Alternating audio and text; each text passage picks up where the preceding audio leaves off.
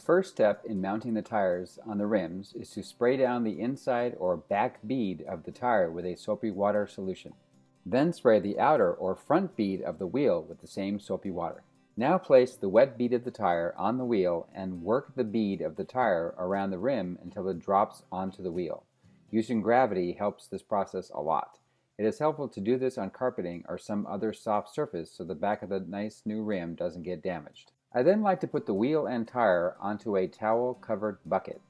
This step helps out a lot for when you begin to install the rock rings and bolts onto the wheel. Gravity also helps the front bead of the tire seat onto the wheel. Use a tire iron to help the outside bead seat properly on the wheel. As you can see, my right hand works the iron and my left holds the section of the bead which has already been seated. Now it is time to install the rock ring, which will sandwich the outside bead of the tire. Place the rock ring on the outer bead of the tire and begin hand threading the bolts into the threaded holes in the wheels. There are several bolts, so this is not a quick process. It's very important to hand start them though to avoid any stripped threads. After all of the bolts have been started, I use a cordless drill with a nut driver to begin the process of tightening the bolts. I start with the drill on a light torque setting and then increase the torque after each rotation around the wheel.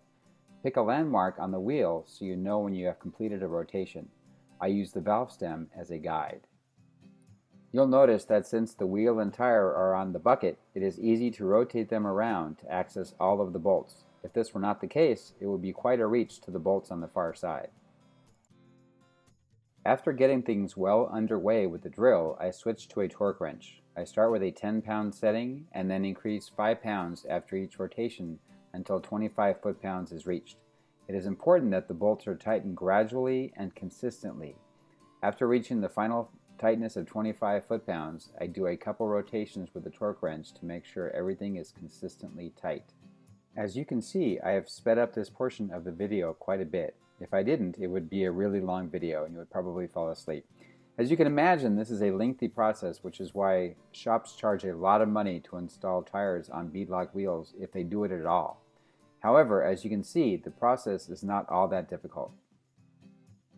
We are almost there. Once the bolts are all tight, fill up the tire with air. Along the way, you will feel and hear a loud pop when the back bead of the tire seats. This is normal. Inflate the tire to the desired pressure and you are good to go.